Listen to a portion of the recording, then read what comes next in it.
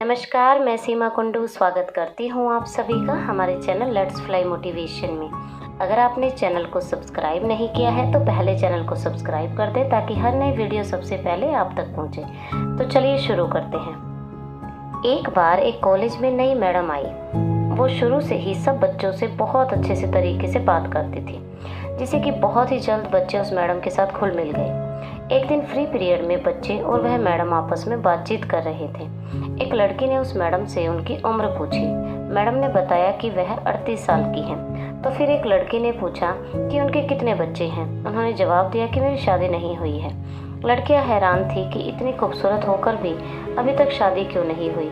एक लड़के ने तो पूछ ही लिया, मैम आपने अभी तक शादी क्यों नहीं की। जवाब में मैडम ने कहा कि मैं तुम्हें एक कहानी सुनाती हूँ। मैडम ने कहानी सुनाना शुरू किया।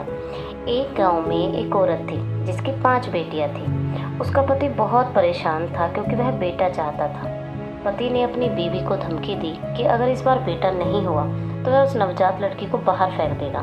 कुछ दिन बाद वह औरत प्रेग्नेंट हुई, लेकिन इस बार भी बेटी हुई। उसके पति ने अपनी जुबान के मुताबिक रात को उस नवजात लड़की को दूर एक चौराहे पर रख दिया।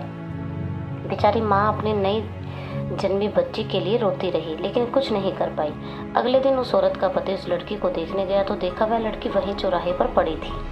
उसे किसी ने नहीं उठाया था, इसलिए वह उस लड़की को वापस घर ले आया, लेकिन अगली ही रात फिर से चौराहे पर छोड़ आया, इस उम्मीद में कि कोई तो उसे उठाकर ले जाएगा। लेकिन फिर वही हुआ, किसी ने उस लड़की को नहीं उठाया और वह आदमी उस नन्ही लड़की को दोबारा घर ले आया। यह सिलसिला कुछ दिन ऐसे ही चलता रहा और वह हर रात को उस लड़की को चौराहे पर छोड़ आता था, लेकिन लड़की को कोई नहीं लेके जाता था।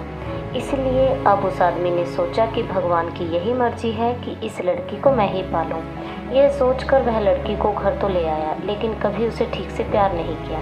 1 साल के बाद उस आदमी की पत्नी फिर से प्रेग्नेंट हुई और इस बार उसे लड़का हुआ, परंतु कुछ दिनों बाद उस आदमी की 6 बेटियों में से एक की मौत हो गई। उसके बाद उस औरत के 5 बेटे हो गए, लेकिन हर बेटे के बाद एक बेटे की मौत होती जाती रही। अब उस दंपति के 5 बेटे और एक बेटी बची।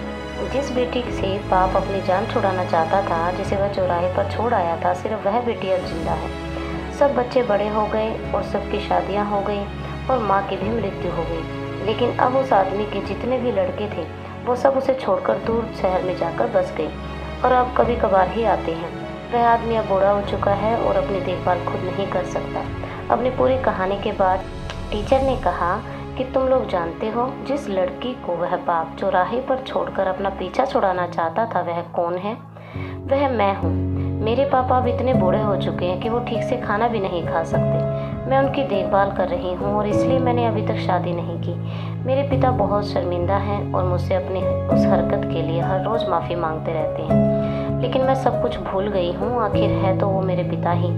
मैडम ने अपनी बात पूरी की। यह सुनकर सभी लड़कियों की आंखें नम थीं और उन्होंने मैडम की बहादुरी की बहुत ही प्रशंसा की। बच्चों, बेटियां बाप के लिए अनमोल होती हैं। माँ बाप का दर्द समझती हैं, घर को रोशन रखती हैं। जब रुलाते हैं बेटे तब हंसाती हैं बेटियां, जब दर्द देते हैं बेटे तब मरहम लगाती हैं बेटियां, छोड़ जाते हैं जब बेटे तब संभालती हैं बेटियां। तो बच्चों, कैसी लगी आपको ये कहानी? कमेंट बॉक्स में ज़रूर बताएं। हंसते रहिए, मुस्कुराते रहिए। फिर मिलेंगे एक नई कहानी के साथ। जय हिंद, जय भारत।